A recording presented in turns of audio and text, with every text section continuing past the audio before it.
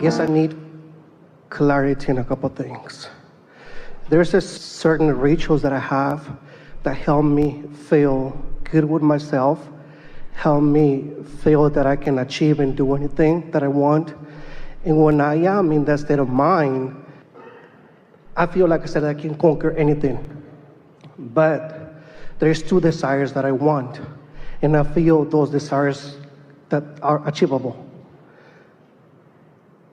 The thing I guess that I want is when I think about those two desires that make me feel good, one more than the other, how do I go by let's say, using my time wisely on one thing when I can focus on the other? You're really going to like this. Every desire that you hold, every desire that you have put into your vortex is viable, possible, yes, active in the vortex. So you can choose anything that makes you feel good to focus upon, and in doing so, everything that you want is in the process of unfolding. You don't have to choose one or the other. Just choose something that feels good and let everything that you want come to be. Focus 100% on that. On anything that feels good. On anything that feels good. Here's another way of looking at it. We give this analogy often, and you will hear it clearly. Let's say there are 5 things that are important to you. 5 desires. And 3 of them you're not the least bit worried about. You're seeing them unfolding, you're expecting them to come. 2 of them you really want, but you're more worried about them because they're slower to come. If you will focus upon any one of the 3 that feels good, then the 2 that you're worried about will come too. But if you focus on the one you're worried about, you'll mess up all 5 of them. True. And if we were standing in your physical shoes, we would choose the one that is easiest for us to get there. Because it doesn't matter why you're in the receptive mode. When you are, then you're getting good ideas about everything that you want, and everything moves along. Something else that happens, they can all dovetail together. We want to tell you a story because we want you to realize how they can all come about. We were talking with a woman on the phone many years ago who was not hearing us. She wanted us to cast a magic spell so that her things could come about. And she was irritated that we weren't willing to do that. We wanted to teach her how it's her vibration that makes things come about. And so everything that she talked about, she was talking about them from such a negative point of view that there was no way that she could even get any movement on any of them. So we said, let's talk about blue glass. She didn't want to talk about blue glass. She thought it was stupid that we would want to talk about blue glass. But we insisted, and we described blue glass, lots of different shades of blue, lots of different depths of blue. Some blue glass you can see through, some you can't, and so forth. It was truly annoying to her.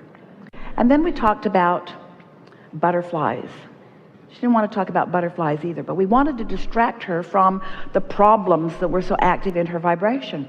So we described butterflies. We spent about a minute, a little more than a minute, talking about butterflies. Again, she's annoyed. And then we said, let's talk about feathers. She didn't want to talk about feathers either, but we described feathers for a little over a minute. And then she hung up. She was not happy. She did not get our point. She did not enjoy the subject of blue glass or butterflies or feathers. And then Jerry and Esther, they were in California at the time, went to one of their favorite restaurants to have lunch in La Jolla. And on their way to the restaurant, they'd parked their car and they got out to walk to the restaurant. And Esther said, let's go in here. She just felt this very powerful compulsion to go into this shop, which is not altogether unusual for Esther, but it was a very strong desire. And so Jerry followed her in, and they went in and in and in, back deep into the shop, and they discovered a complete wall of blue glass, filling the floor with so many beautiful blue glass objects. Well, it didn't mean anything to Esther. She had not really been focusing on the conversation from her conscious mind, and Jerry had not heard it at all. And so the blue glass didn't mean that much, but there it was. And then they went to George's and they had lunch. And then they left the restaurant and they walked down to the cove in La Jolla. And as they were walking across this expanse of grass, a flurry of butterflies surrounded them so intense that they had to stop talking to keep from eating them. And Esther is still not making the association with what we had activated together. Jerry didn't realize it either. It was just a very powerful anomaly. And then the butterflies cleared and a little boy came from across the way. And Jerry said to Esther, "Do you know him? It looks like he knows you." And he came running to Esther and handed her a feather, a pigeon's feather that he'd picked up off the ground. And then Esther remembered the conversation about the blue glass and the butterflies and the feathers. And she said to Jerry, all of them have come about in nearly the same moment in time because they were all active in our vibration. In other words, all you have to do is find something that you haven't been beating a negative drum about, and you will gradually soar to this place of connection. And then everything that you want comes to you in perfect timing, sometimes many of them coupled together. And I feel so sure to get to that level. When my state of mind is like, I feel so sure. The one thing that, okay, thanks, I got my answer on that.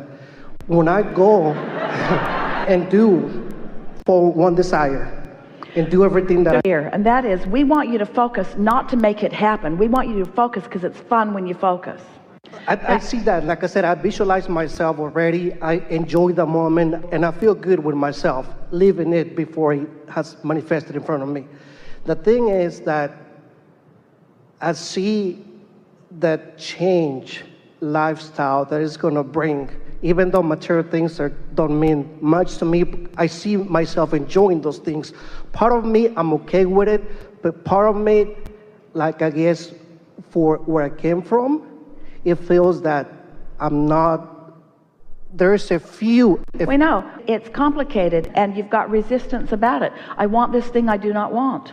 I want this thing I should not have. I want this thing that others may misunderstand. There's some contradicted energy. But that's why we're saying to you, your pure desire is in that vortex.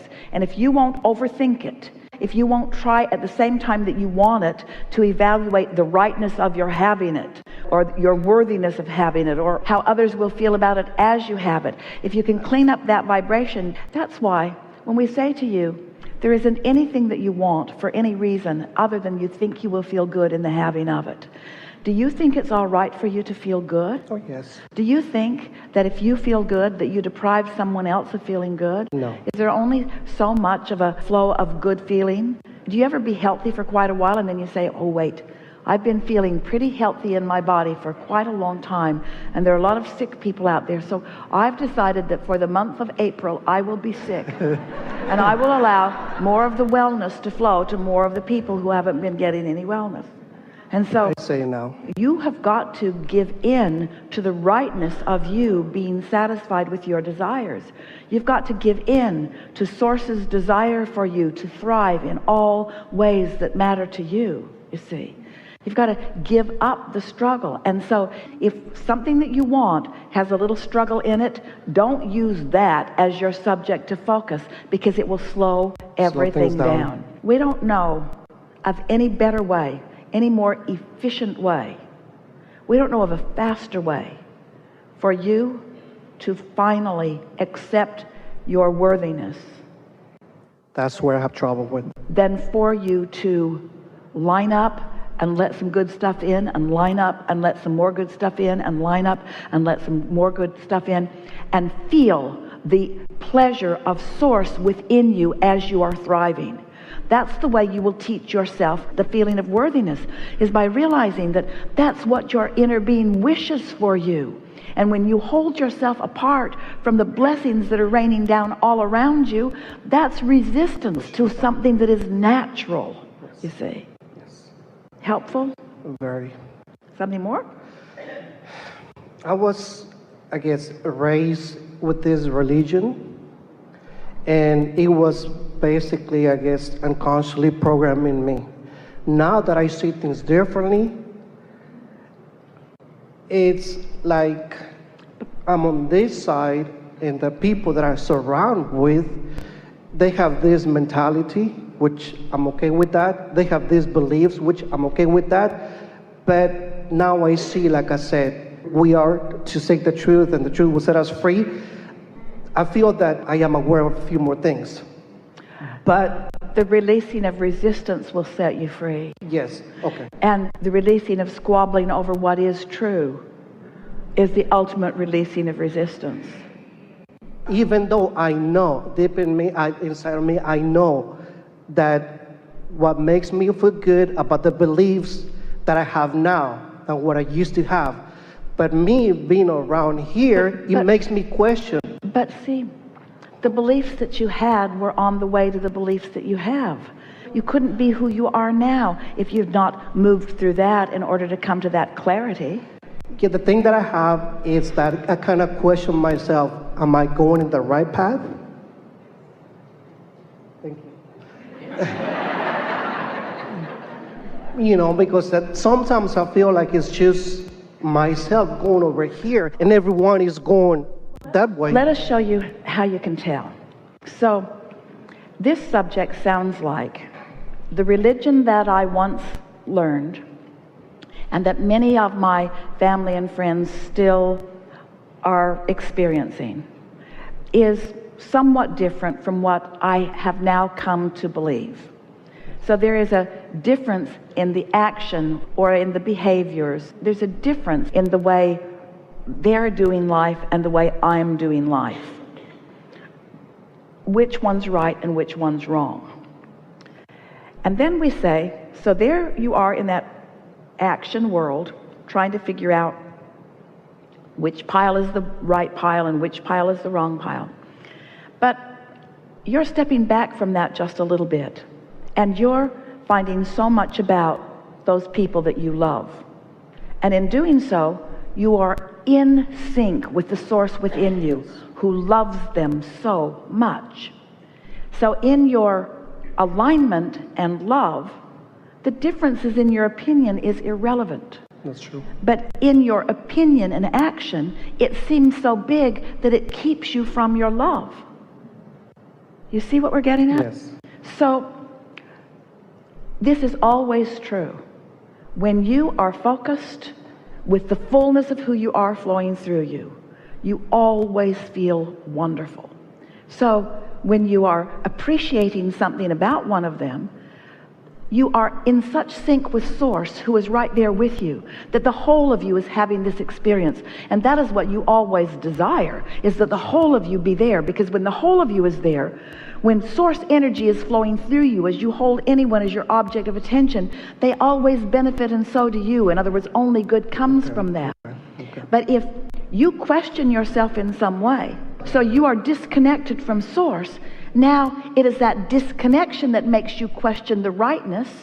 There's not rightness or wrongness, there's alignment or not. There's allowing who you are to flow in this moment, or there's pinching yourself off. There's worthiness or lack of worthiness. There's clarity or confusion. There's being who you are or not being who you are. But what religion or whatever that you're involved in has nothing to do with it. You could be in any religion in the world and still be connected to Source energy. Do you know that that which you want to call God is at the heart of every one of them, no matter how much disagreement you have with them? Do you know that every person, no matter how abhorrent their behavior is in any moment in time, Source is loving them, and when you're looking at their action instead of the part of them that Source is looking at, then you're going to disconnect from Source, and that's why you feel bad, not because they are abhorrent or doing wrong, but because you've used them as your excuse to disconnect from Source, who never disconnects from Source. Isn't that good to know?